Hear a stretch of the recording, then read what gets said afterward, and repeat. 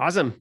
David, thank you so much for having us. My name is Jason Krutsky, and I'm here to talk to everybody about TrendSpider. I'm not going to spend too much time explaining things. I'm just going to get right into the meat of it. TrendSpider is a charting, kind of a full service charting platform for all different kinds of traders. Pretty much everybody that works at the company, we're all retail traders.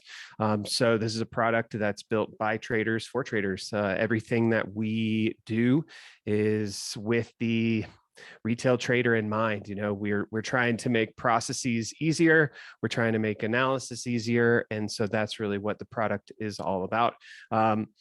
Basically, the TrendSpider platform, there's a lot to it, but there really are just kind of four basic fundamental components. And then everything about the platform is built around those four basic components. So I'm going to kind of go over those four basic components. I'm going to dig into some of the bells and whistles, and then I'm going to try and wrap up here with maybe like 10 to 15 minutes left, hopefully, and answer any questions that you guys may have. So the first of the major components are going to be found here in the top left corner of the chart. Now, this is going to be called the auto analysis tools. What is an auto analysis tool? It's exactly what it sounds like. It's the platform can automatically analyze the chart and put some analysis on the chart for you. So we have auto fibs. This thing's going to automatically draw fib levels on the chart for you based on your timeframes. We have auto trends. We have auto candlestick pattern recognition. We have these heat maps that I'll get into here in a little bit. And then we have a couple other items here, other data indicators, of course, and MTFA. I'm going to go through all of these individually. The second piece of the tool is the alert system. So we have two different types of alerts. We have what we call dynamic alerts, and we have multi-factored alerts. Dynamic alerts are alerts on things like trend lines, fib levels, indicators, price levels, those sorts of things. And then multi-factor alerts are exactly what they sound like. They're alerts that require multiple factors to be met in order for the alert to go off.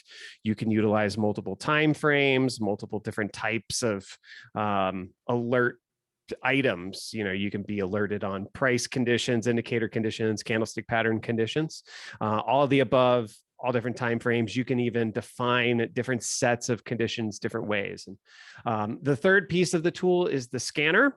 If you come from any sort of technical charting background, I'm sure you've used a scanner. Our scanner is interesting in the sense that it requires no code. That I think is very, very helpful.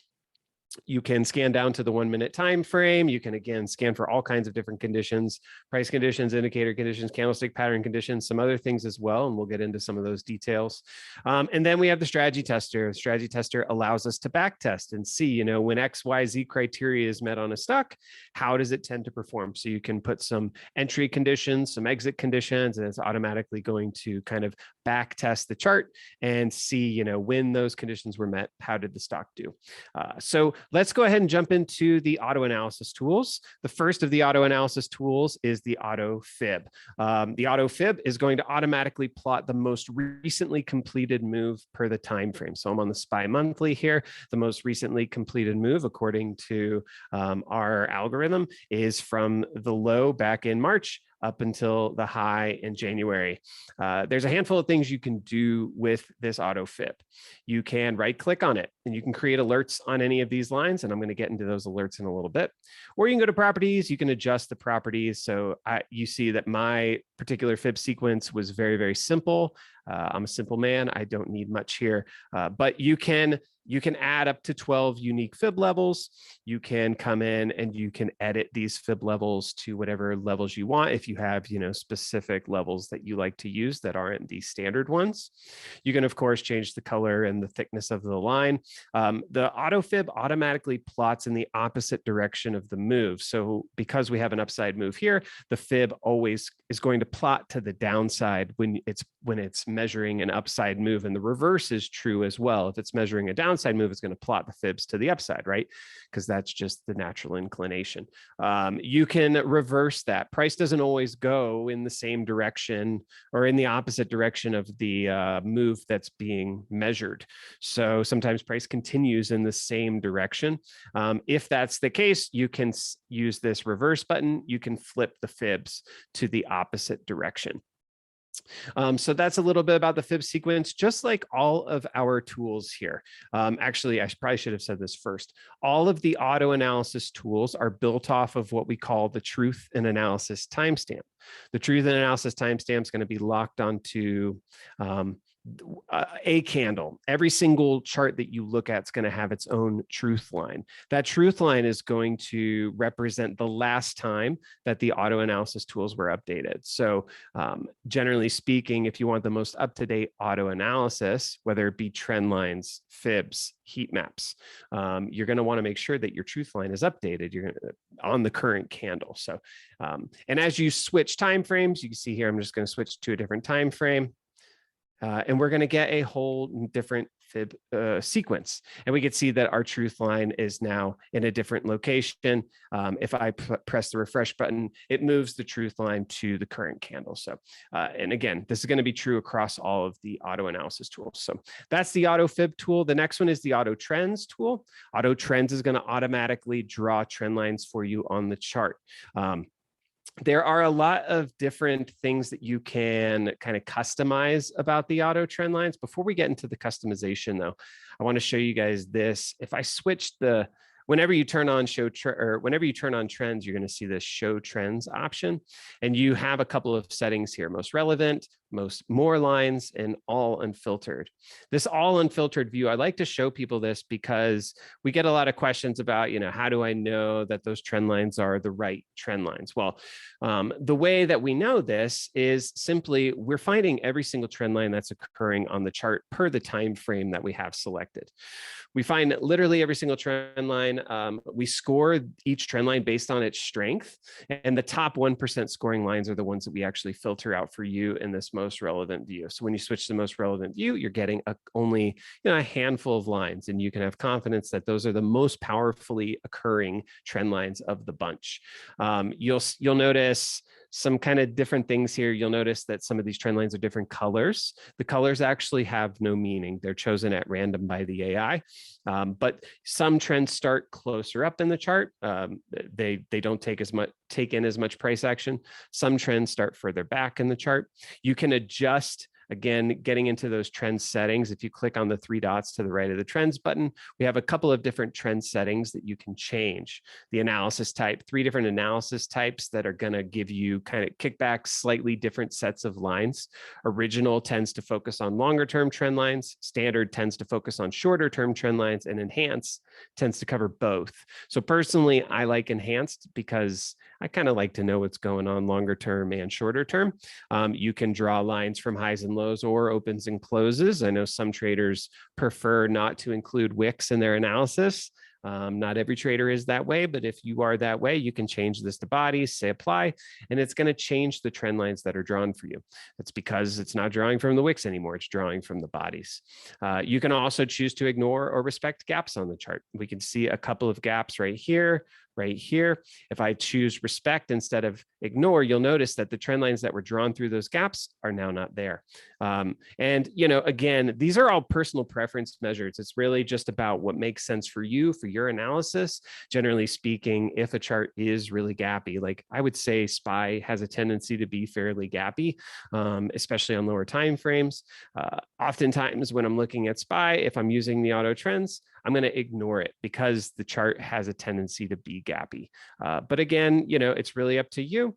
Do whatever makes sense for you. Once you have the settings that you like, this still may be a lot for you. There still may be some additional lines here that maybe are not relevant to you.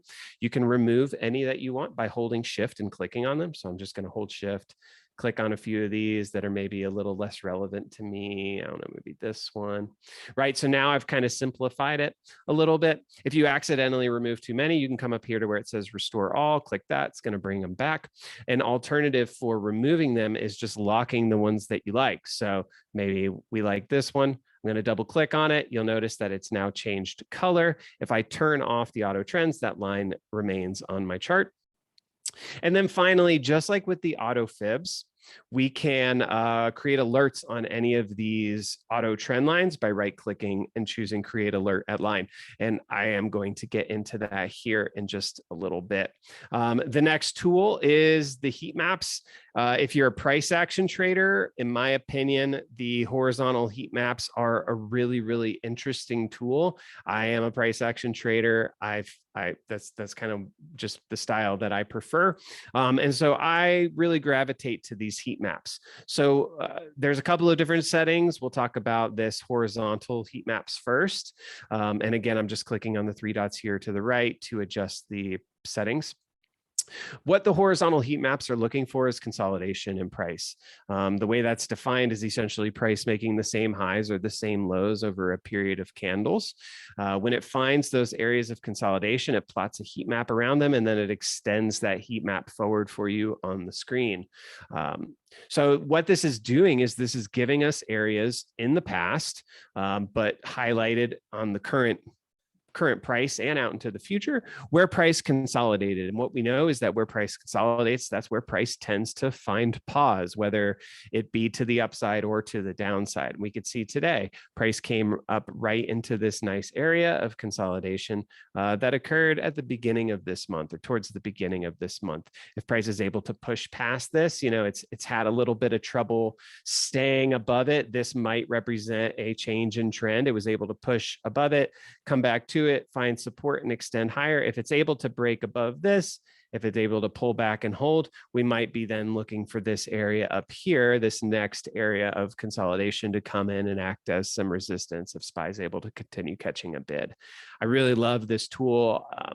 And I encourage everybody who has a TrendSpider account to play around with it because it is a really, really powerful little tool. There are a couple of other different settings. There's this one called depth. We'll let it load up here real quick. Depth uses a couple of different analysis, and it projects out into the future the path of least resistance for price.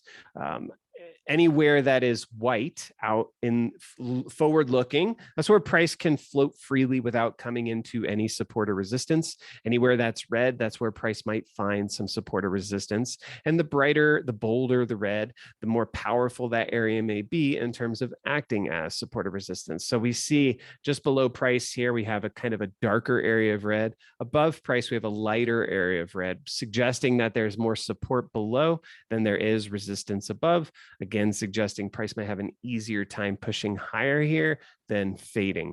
Of course, anything can change at any time, right? News could totally change the game here, but for right now, based off of what the market knows, that's what this is projecting. So it's kind of projecting a slow move to the upside here over the coming day or so. The next style of heat map is the trends view. Earlier, when we were going over those auto trend lines, we saw that aggregate view with all of those trend lines. I mean, there are thousands of them in there. What this is that view, but turned into a heat map. So anywhere where trends coincide, maybe they're running in parallel, maybe they're touching, maybe they're crossing multiple trend lines crossing around the same area. It's where we get these dark areas of red. Excuse me. Anywhere trend lines are not interacting with others, we have these dull areas of red. So again, that dark area of red suggesting a stronger area of either support or resistance. The lighter area of red suggesting not as strong of an area of support or resistance. So a little bit of resistance maybe here right on price, but there's a lot of white area around looking forward. If price is able to stay above this area here, there's a decent chance it could continue working its way maybe up into this area. And again, like I always say, utilize multiple time frames. I'm sure that if you guys have been trading for any period of time, you probably already do this, but I always like to utilize multiple multiple time frames whenever I'm using any tools. I want to see what's going on across time frames, and if multiple time frames are kind of flashing similar signals, that's going to give me a little bit more confidence. We look at this 2 hour here, and it's smooth sailing up until 4:53, 4:54. So this level might come into, it might be a level of interest here in the coming sessions. So that's a bit about the heat maps. We've got auto pattern recognition. Auto pattern recognition is exactly what it sounds like. If I click the 3 dots, we have this giant list of different candlestick patterns that we offer discoverability on. Let's say you want to see all of the engulfing candles on the chart. Type in engulfing here, and you're going to see a couple options. The reason why you see 2 different options is because we actually offer 2 different definitions of this style of candle. And a lot of these candles we offer 2 different definitions on, so it's something to be mindful of. If you look to the right here, we've got this docs tab. If you click on that, that's going to bring you to TrendSpider's definition of that style of candle. If you click on this TPS docs tab, that's going to bring you to the Pattern Sites definition of this type of candle. The Pattern Site's a pretty well-known online resource for learning about candlestick patterns. We felt like it was important to include their definitions as well. But let's just say you want to just see TrendSpider's definition. We check this box, we say apply, and it automatically highlights those candles on the chart for you. So no more squinting your eyes, no more zooming in, no more wondering, is that an engulfing candle? Is that actually a hammer candle? Does it meet the mathematical requirements of that particular style of candle? Don't have to do that anymore. This thing is going to highlight it for you. This also allows us the ability of utilizing candlestick patterns across all of the other components of the platform, whether it be alerts, scanning, strategy testing. So although this tool is specifically just designed, the patterns tool is specifically just designed to highlight the candlesticks on the chart, you can also scan for candlestick patterns. You can be alerted on candlestick patterns. You can backtest them as well. And we'll get into all of that stuff here in just a little bit. We've got the other data button. Actually, SPY is not the greatest ticker for other data, so I'm going to switch it to Apple here. Turn on other data, click on the 3 dots. We've got analyst estimates, split dates, dividend dates, earnings dates, short volume, mentions on Wall Street bets, and market breadth. Lots of different options here. Short volume, mentions on Wall Street bets, and market breadth. These are all lower indicators. And then, of course, the earnings dates, dividend dates, and split dates. These are marked by vertical dashed lines here on your chart. And then we have the analyst estimates. This is kind of a pretty interesting tool because it's going to give us an idea of what the street is thinking about a symbol at any given time. Analyst estimates are going to appear at the bottom of the chart down here as colorful boxes. You're going to see some green B's, you're going to see some gray H's. Every once in a while, you're going to see a red S. The green obviously is a buy, H is hold, S is sell. If a box is all one color, that means that's an up, an estimate has reconfirmed their previous, or an analyst has reconfirmed their previous estimate. So they said it was a buy before, they say it's a buy now, or they said it was a hold before, they say it's a hold now. If a box is half one color, half another, that represents an upgrade or a downgrade. On the left-hand side, that's the old estimate. The right-hand side is the new estimate. So in this particular case right here, we see it was a sell, upgraded to a hold, and we can hover over this. We could see the name of the person who gave that estimate. Sometimes, in my opinion, what this tool is kind of best for is the contrarian indicator, who finding out what analysts really got it wrong. Like, for example, this person right here, they pretty much bottom ticked the lows. They went from a hold to a sell, Pierre Ferragu at New Street. So, if Apple one day were to have some news about, New Street confirming a downgrade, you might, and if the stock happened to react to that, you might happen to give, since we know that Pierre here happens to not have the greatest track record on his anticipations for what this name is going to do, you might see that as an opportunity, if Apple were to react to a downgrade or whatever from them.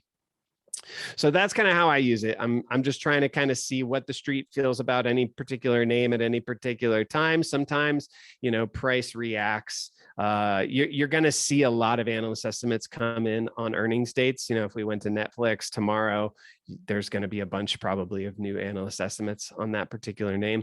It's always interesting to see a bunch of analyst estimates come in and then what happens with price. It's kind of what I'm going to be using that tool for. So that's what that's all about. Of course, indicators, if we click on the three dots to the right of the indicators button, there's 152 indicators on the platform right now, all kinds of different things that you can utilize. We've got some really cool, unique indicators. Volume by price is one that a lot of people are interested in. If anybody has any questions about that, I'm happy to go over that. We've got the go, no go indicator that we just added to the platform. We've got Trading Wars Golden indicator. Lots of really cool different tools here. I know that this is going to look kind of crazy now, but lots of really cool indicators. And again, I'm not going to get too much into depth with the indicators here, but if you guys have any questions about them, I'm happy to answer whatever questions you might have. Finally, MTFA here. MTFA stands for multi-time frame analysis. So the purpose of this indicator is it's going to allow us to see our indicators on multiple timeframes at the same time. So let me just do this. Let me add a simple moving average here. Just going to pick a random one. Doesn't matter to me what it is. So we just got a 20 SMA. So let's say we want to see the 20 SMA on the daily, but we also want to see the 20 SMA on the weekly here on the daily chart. If I turn on MTFA, I get this secondary time frame button that pops up, and I can click on it and I can choose weekly. And when I do, what do we get? We get a secondary 20 SMA. This is my weekly 20 SMA here, the dashed line. So whatever time frame you have selected for your secondary, those indicators are always going to appear as dashed lines. Whatever time frame you have for your main, those indicators are always going to appear as solid lines so that you can easily tell the difference. But the purpose of this is simply that longer term trends tend to affect short-term price. If price happens to be respecting a particular indicator really nicely. We could see here this nice move on Apple. We have price finding support every time it comes into the 20 SMA, it finds support, and then all of a sudden it breaks down. Change of trend right here, right? Price bounces, it finds resistance, old support becoming new resistance, and it fails. And where does it fail to? Fails to that 20 SMA on the weekly time frame. Is it always as clean as that? Of course not. But it is, that does happen. Every symbol has its own little ecosystem. It has its own little personality, and different indicators or different symbols work well with different indicators and different time frames. If you can find the particular, maybe the moving average or whatever it may be that particular name happens to vibe or work well with, sometimes taking that indicator and looking at it on bigger time frames can help you determine various other additional levels of support. And again, just like with the auto fibs, just like with the auto trends, I can right click on any indicator and create an alert on it. So let's now talk about these alerts, because I've been mentioning them a lot and I haven't been showing you how they work. So let's talk about how they work. Let's say you want to get an alert on Apple when it touches this 20 SMA. Maybe you are bullish on Apple, but you think it's going to find some resistance if it gets back to this 20 SMA, and you want to be a seller when it gets there. We can right click on this and we can say create alert outline. It's going to bring up the create indicator alert menu. And whenever you create a dynamic alert, whether it be on a trend line, an indicator, a fib level, a price level, you're always going to see this box. So this box allows us to define everything about the alert that we have made. The first thing we have to do, we have to pick a trigger. Trigger defines the action that's occurring, right? We could choose breakthrough, price breaking through that indicator. We could choose price touching that indicator. We could choose price bouncing off of that indicator. These are all unique instances and they do not equal each other, meaning a touch, just because price breaks through does not mean that it touches. Conventional wisdom would suggest in order for something to break through something, it would have to touch it too. That is, I guess, traditionally that's true, but the way that it works on the platform is that these three triggers have three unique definitions. So you really want to make sure that you're choosing the proper definition. If you're not sure which one to choose, you can choose them all. I could be alerted on a breakthrough or a touch or a bounce if I wanted to. But maybe in this particular case, I just want to be alerted on a touch or a bounce, right? I don't want to be alerted if it breaks through. I want to stay long if it breaks through, right? I'm long right now. I'm bullish. I think it's going to at least get there. But maybe I want to be alerted if it touches or bounces. So I'm going to choose those triggers. The next thing that I have is my sensitivity. As I slide this sensitivity bar to the right, you're going to see that purple area around the line get bigger.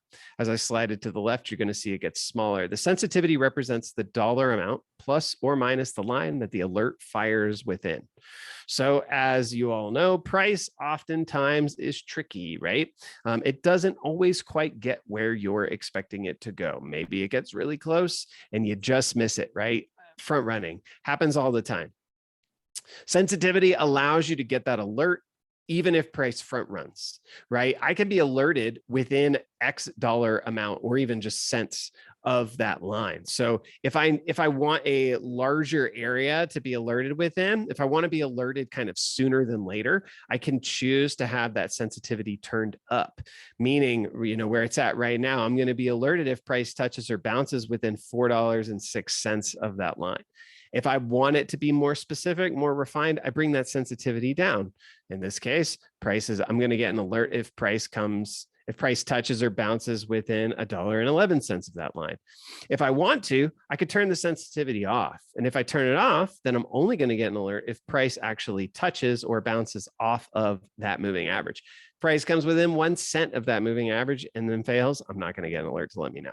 So, you have to pick your sensitivity, but you can have it as tight or as loose as you want. Generally speaking, when it comes to a touch alert or a bounce alert, I oftentimes like to have my sensitivity kind of turned up a little bit higher, simply because if I'm whatever my feeling is about something, whether I'm bullish or bearish, if I'm not trying to play a breakthrough, if I'm trying to play maybe like a reversion type of play, I know that price does not always get to where I think it's going to go. So that sensitivity, having that sensitivity allows me the ability to get the alert, even if it doesn't quite get there. And that is very, very helpful. The next step here is the confirmation candle. This is the time frame that we received the alert on. This is going to be preset to whatever time frame you have set on your chart. I'm on the daily chart, so this is preset to the daily. What that means is I'll get this alert when the daily candle closes. Now, for an active trader like myself, that's obviously way too much time. I can't wait all day to get that alert. I need to get the alert as soon as possible. You can adjust the confirmation candle to a time frame that makes more sense for you. If you're on the daily chart, you can make that confirmation candle down to the 10-minute time frame. And what that means is that if price were to come up and bounce or touch in this area, whatever 10-minute candle that occurred on, I'm going to get an alert to let me know. I don't have to wait for the daily candle to close. I'll get the alert when the 10-minute candle closes. So much faster, obviously, which is what I personally need. If you're on a 4-hour chart or below, you can actually get this confirmation candle down to the 5-minute time frame. That's the fastest we can send alerts on the platform at this time, is the 5-minute time frame. So pretty quick. You could choose to utilize extended hours data if you want to. You don't have to. I tend not to, so I keep that turned off. We can have a name here. If I'm bullish on Apple and I want to sell when it gets to that area, I'm going to call this thing Sell Apple. That way, when this comes to me, and we'll get into here in a moment how we receive alerts. Very briefly, you can get alerts sent to your phone. You can get alerts sent to your email. They also come to you directly on the platform. If you have a paired device with your phone, like I have a Garmin watch, I can get alerts sent to my watch. So that's super helpful. Just be hanging out in my house, eating lunch. I get an alert that says Sell Apple. I'm going to jump on my phone and do that. So I can leave a note. I could choose my expiration. We have 3 different subscription tiers. Those 3 subscription tiers offer different functionality in terms of how long an alert can live in your system. But at the very least, it could be for 14 days. Or 30 days or 90, depending on the plan that you have. I could set this, let's say 30 days. Then we have our triggers. Trigger is going to occur when the instance occurs. Now, it is possible that price could touch or bounce off of this line multiple times, multiple different 10-minute candles over the next 30 days, right? If I wanted to, I could be alerted every time it does so over the next 30 days, up to 20 triggers. So if I have this set 30 days, 20 triggers, that means that I'm going to get an alert. I'm going to get up to 20 unique alerts over the next 30 days, literally any time that price touches or bounces off of this line. And of course, it's not static. This thing's moving and changing every day. That alert is moving and changing with it. So wildly helpful. I like to say, the TrendSpider platform is my eyes and ears on the market. I can get on with my day. I have a lot of work to do that does not allow me to look at charts all day as much as I would like to. So I utilize these alerts to be my eyes and ears on the market. I said it, I forget it. For somebody who's working a full-time job, you can't be staring at charts all day. So this is super helpful. This is going to be a tool. The alerts are going to be a tool that you're going to use all the time, as much as possible. I find them to be super helpful. So we say create alert. Now that alert is living on that line. If I go to my sidebar here, I say add or remove widgets. Down at the bottom, I choose the alerts widget and say done. We could see here at the top, I've got the Apple sell Apple alert hanging out in my system. So that'll just live there for the next 30 days. So that's a dynamic alert. And again, that type of alert can be placed on an indicator, a trend line, fib level, a price level. The other style of alert is a multi-factor alert. If I click where it says create alerts and I choose multi-factor, it brings up this scripting area. So the multi-factor alert is a little bit different. It requires a little bit a more understanding of what it is you want to be alerted on, because we need to put together an idea. So let's put together a quick idea. Let's do a moving average cross. I talked to lots of traders. Lots of traders are interested in moving average crosses. So let's put together a moving average cross alert on Apple. And let's say we want to be alerted when the 5 SMA crosses down on the 20 SMA on the daily. So I'm going to say add parameter, we say condition, we say indicator, we choose the daily time frame. Hopefully I'm not moving too fast for you guys. I'm just going to choose this simple moving average. The next step here is we have to define what it's doing. We're looking for it crossing up. So I'm going to scroll down until I find crossed up. I'm going to grab that. What's it crossing up on? Well, on another indicator, we'll choose the daily time frame and choose the SMA. So right now I've got the 20 SMA crossing up on the 20 SMA, right? I said I wanted the 5 crossing up on the 20 SMA. So actually, no, I said I wanted the 5 crossing down on the 20 SMA. Since I've chosen cross up here, let's do this. Let's say 20 crossing up on the 5. That's the same thing. So now I'm going to be alerted on Apple when the 20 SMA crosses up on the 5 SMA on the daily time frame.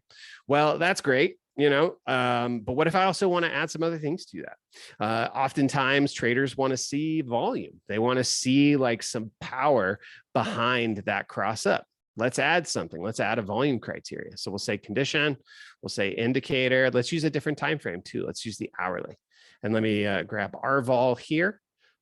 And let's say we want RVOL greater than a constant value of 2. So we're looking for essentially 2x average volume on this 20 and 5 cross up. So now we've added an additional layer, right, that we couldn't have added using the just standard dynamic alert. Now we could stop here. We could add all kinds of things, though. We could add up to 4 different time frames in these conditions. We could also add a different set of conditions and give them a different definition. So right here, it says all of the following, which means that this and this has to be true. What if we wanted to add some other criteria in which any of the following was true? Well, we could do that as well. We could say add parameter. This time we're going to choose a condition group.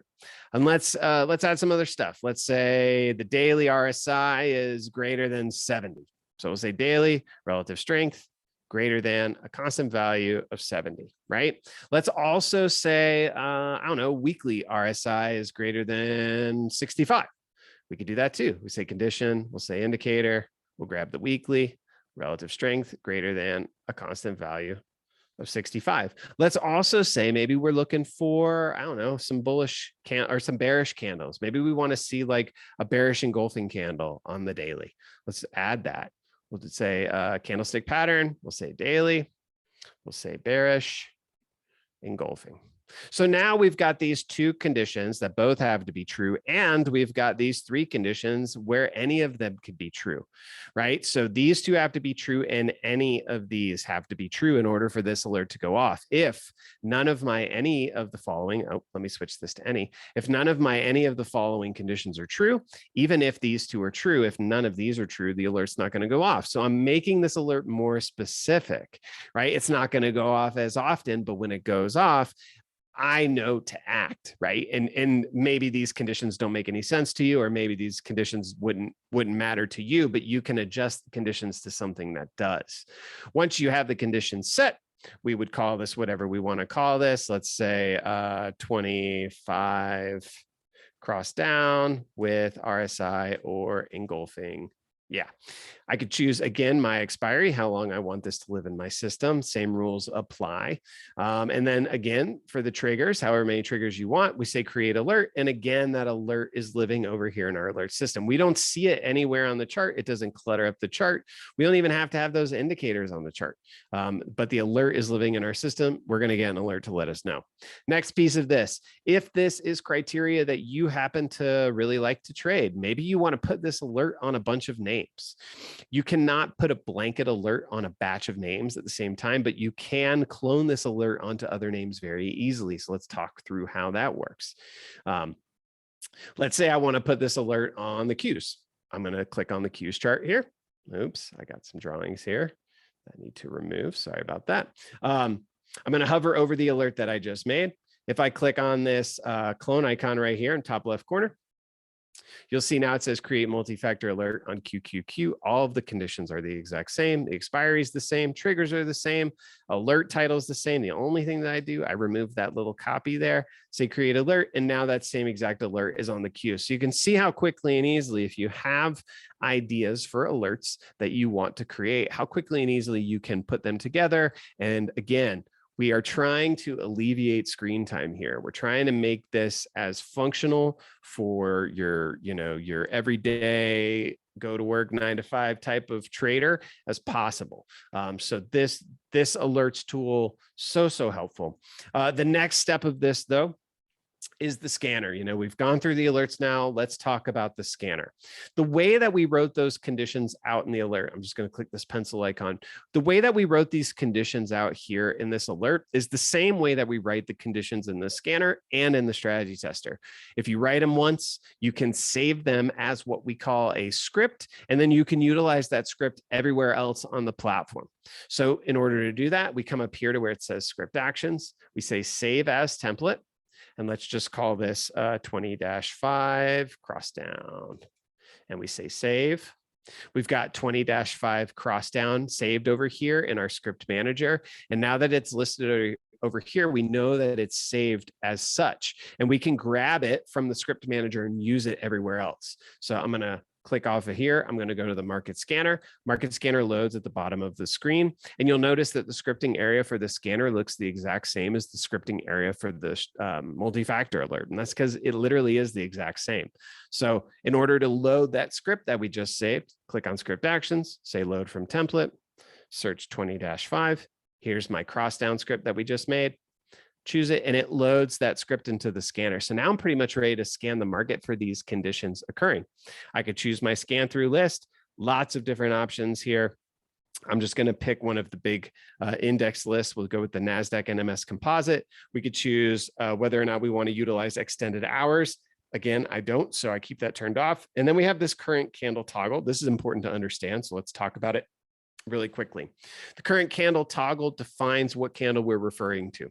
By default, it's turned off. And if the current candle is toggled off, then it's looking for all these conditions to be true on the most recently closed candle. Most recently closed daily is today's. The most recently closed hour is the last hour of the day, because again, we're not looking at extended hours. The most recently closed weekly, though, that's last week, right? This week's weekly is still in play. So it's not going to be looking at this week's weekly. It's going to be looking at last week's weekly.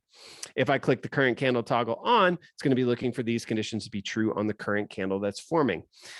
Let's pretend let's pretend that the market is open right now. If the market's open right now, the current daily candle that's forming is today. The current hourly is just that, the current hour, and the current weekly is this week, right? And if the current candle's toggled off and the market's open right now, the most recently closed daily is yesterday. The most recently closed hour is whatever the last hourly candle that closed was. If it's 59 minutes and 30 seconds into the current hourly candle, it's still looking at the last one, the most recently closed. And then again, the weekly is last week's. So in order to get the most up-to-date candles, we want to have that current candle toggled on. We click scan, it runs the scan. It's going to search this composite, about 2,700 names in this composite, to see if any of them are meeting this criteria right now. And it's possible that they're not, right? I mean, we had a really strong day today. We're looking for this cross, kind of this bearish cross here. So it's possible that we're not going to find any names that are meeting this criteria.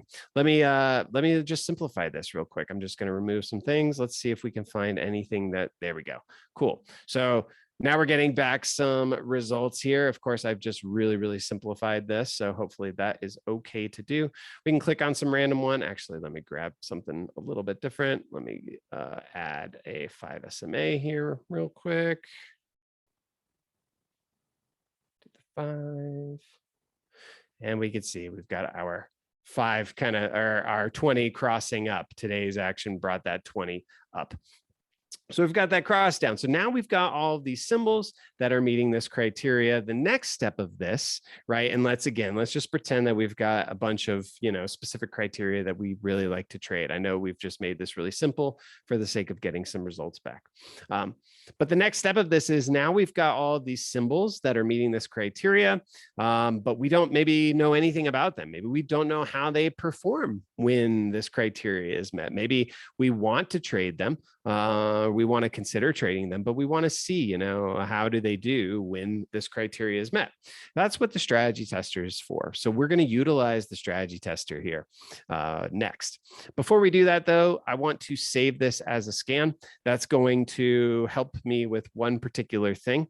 So I'm going to do that real quick. I'm going to just save this. I'm just going to title it 20-5 cross down and say save. Now, the reason why I'm doing this, when I turn on the strategy tester, it's going to load up in that same area as the scanner. So those results go away. I can't see the symbols that are meeting that criteria anymore. If I utilize my sidebar, however, I go to add remove widgets. I'm just going to remove a couple of these guys, go to add new widget, choose the watch list or scanner, notice. And then I'm going to click here and I'm going to do 20-5. Here's my 20-5 cross down. Notice now it's running the scan over here. So now I've got this list of names. These are all those names that I was interested in trading that are meeting this criteria right now. This is going to make my strategy testing much easier. So the strategy tester has two sides, has an entry criteria and an exit criteria. Our entry criteria is going to be the same as what we were scanning for, what we were trying to be alerted on, right? So I'm going to go to script actions, say load from template. I'm going to search 20-5. I'm going to choose it, and it's going to load those conditions here into my entry criteria. One thing to note, all of the entry criteria is switched to a single time frame. The backtester does only work on one time frame right now, so something to be mindful of. On the right-hand side, we have our exit criteria. We can choose a number of different exit criteria. We could choose to add a script similar to what we've done over here, a series or a set of definitions that defines our exit. Maybe if we're sellers on this cross up, maybe we're buyers on the cross down, or maybe we want to get out of the trade when the opposite thing occurs, when the 20 crosses down on the 5 SMA. We can write that out. We can say indicator 20, cross down, indicator 5, right? We could choose entry invalidated, simply saying that none of our entry conditions are true anymore. So we want to get out then. We could choose to get out after a certain number of candles have passed, and this value is, of course, editable. We could choose to get out on a take profit, a stop loss, or a trailing stop value. If you want to just trail your trades, you can get out those ways. You could choose a lot of different exits if you want to. If you happen to have multiple different exits chosen, you're going to get out whichever one is true first. So over the course of multiple trades, you might get out for different reasons. That's something to keep in mind. Just for the sake of simplicity, I'm going to get out after a certain number of candles have passed. We'll make this 20. right? Once I've got my entry and my exit set up, I need to choose my time frame that I'm testing. I need to choose how far back I'm testing. We could test back up to 7,000 candles on any time frame. On the daily, that's about 28 years worth of data. So you can imagine quite a big data set there. I'm going to leave this just how it's set to the chart. That's about 300 candles. And then we have them in 1,000 candle intervals. Trade by next, what this means is that our entry criteria is not true until the candle closes. So in this case, since we have the daily time frame selected, this criteria is not true until the daily candle closes. Once that daily candle closes, we can't take a trade on it because it's closed. So we have to take the trade on the next candle. And what trade by next means is that we're buying the open of the next candle. It's the fastest we can get into this trade. And you can change this: open, high, low, close, or a fraction of the 4. HL2 being an average, all of these values here being averages. HL2 would be the high of the next candle plus the low of the next candle divided by 2. OHLC4, open plus high plus low plus close divided by 4. Make it whatever you want. And then you could choose long or short. You do have to choose a direction. You cannot say if this, then long, if that, then short. Since we're looking for a 25 cross down, and that's kind of a bearish strategy, right? The longer term moving average crossing down on the shorter term moving average. So we make this a short bias trade. We run the test and we get back results. Pretty clear results here. If we zoom out, the first thing you're going to notice, or the first thing you're going to want to know, is we see one position and on this particular symbol over the past year. Where is that position? Well, it's right here. All of the entries and exits are going to be marked on the chart for you. Entries in black, exits in either green or red, depending on whether it was a winning or a losing trade. In this case, this was a winning trade. We can see the performance on this trade: 3.4% gain versus the asset performance over the same period of time. So these two values here are a quick, easy way to see how your strategy stacks up against just buying and holding. Obviously, in this particular name, it definitely paid to not buy and hold, right? It's down 76% from its humble beginnings here a year ago. On the right-hand side, this tabular data field, just a breakdown of the returns.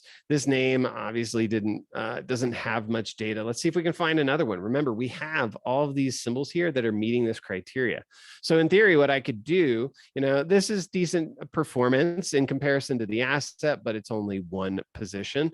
Let's pop through a couple of these other names. So this name didn't have any positions, nor did this one. Interesting. No entry. Okay, so these names are pretty crappy names to be looking at. So I apologize on that. I should have chosen a better set of entry or exit criteria. So no entries on these guys. Let's find something where we had an entry. I need to see some results here.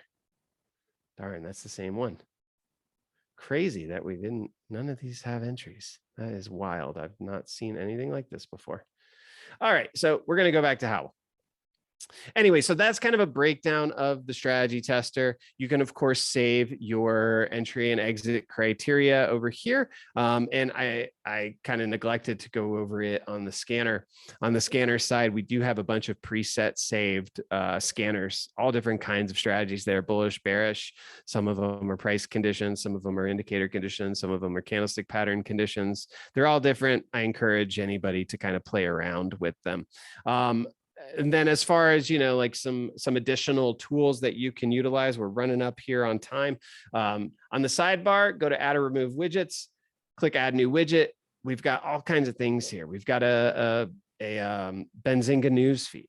We've got analyst estimates as a widget. We saw it on the chart as little colorful blocks. We've got it as a widget as well.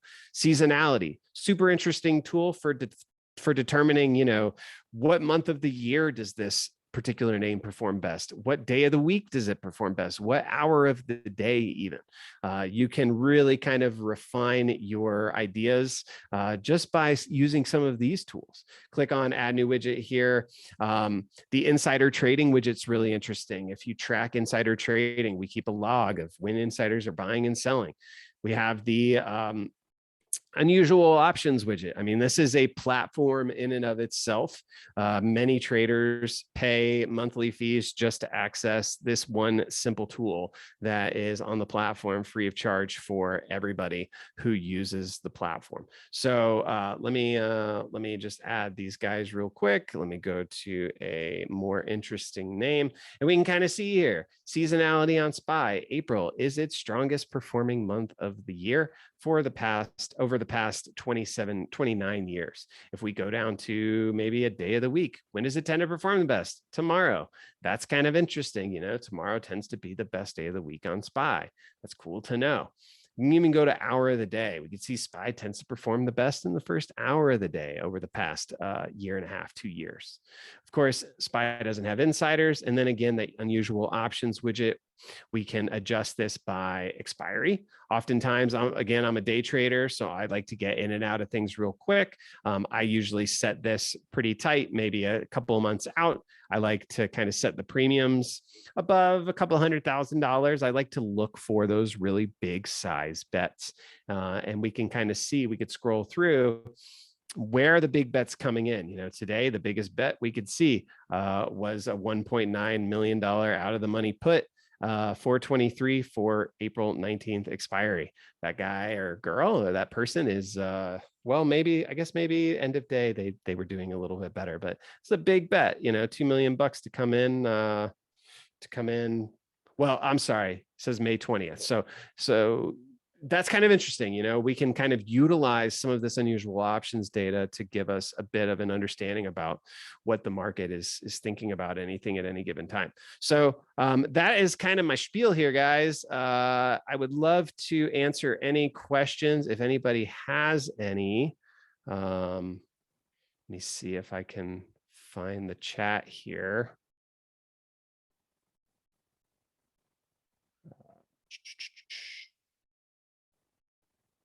There we go. If anybody has any questions, please, please, please write them in the chat.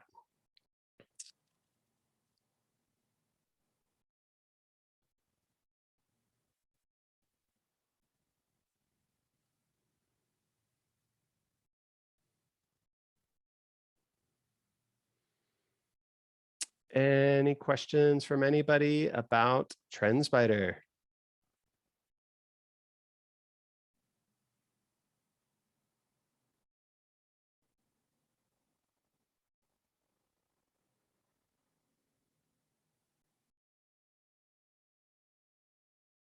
All right. Well, it doesn't seem like there are any questions. So, can you use it for futures? Will there be a replay link? So we are recording all of these. I'm going to divert to David on the replay link.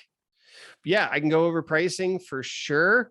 Futures, I would say that at this time, the platform is not the greatest for futures traders. We're looking into getting better futures data, but at this time, I would say that if you're a futures trader, you might have to wait until we get better data. This is more specifically for, you know, just regular stock traders, crypto traders. As far as pricing is concerned, let me go to our webpage here. If we go to plans and pricing, we see 3 different monthly subscription tiers, 3 different yearly subscription tiers. On the monthly side, we've got a $44 plan. This is the premium plan. This is the cheapest plan that we've got. There are some limitations on this plan as far as it doesn't offer back testing. Back testing is only available on the elite and the advanced plans. So something to keep in mind. If you scroll down here, you can compare the plans, and we do have kind of like a big chart of what plans come with what. And so these are the monthly prices, and then we have the yearly prices that are discounted in comparison to the monthly prices, the yearly prices, $397, $697, and $897 per year. And I've also got a, let me grab, I've got a,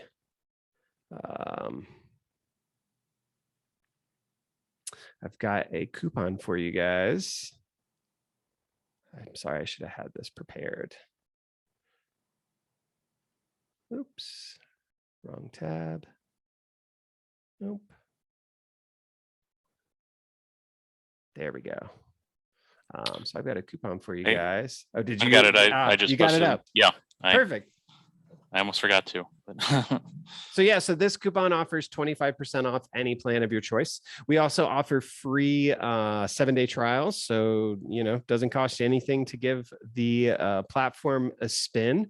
And then, you know, this is kind of outside of traditional technical analysis, but we offer free support, free chat support, and free one-on-one training sessions. And if you're new to the platform, I know that I just zoomed through that, and I know that there are probably many questions that you might have, many additional questions that you might have.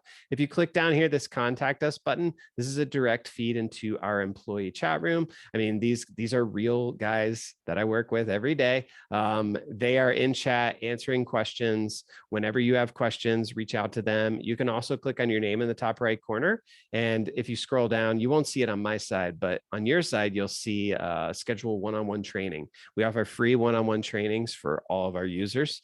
If you have specific strategies that you want to learn how to set up a scanner for, sign up for a one-on-one and we'll walk you through it. They're 45 minutes long, screen shares, and you can really kind of take advantage of those as often as you need to. Melky, we do not offer integrations with any brokers at this time, but that is absolutely coming. I can't give you a date on it, but it's coming. Any other questions from anybody?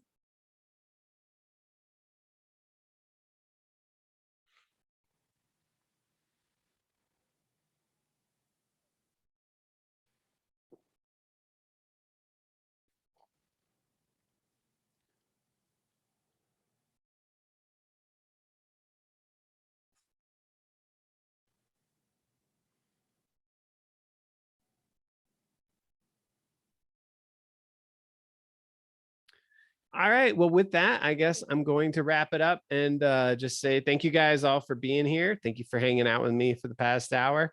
Really appreciate it. And would love to see any of you, all of you on the platform. So feel free to reach out to us. Like I said, if you have any questions, hit us up in chat using that contact us button. You do not have to be a subscriber to talk to us in chat. So if you have any further questions about the platform that I did not get to, click that contact us button and somebody in the chat room will get right back to you. So David, thank you for having us. Really do appreciate it. And look forward to talking to y'all again, maybe in the future.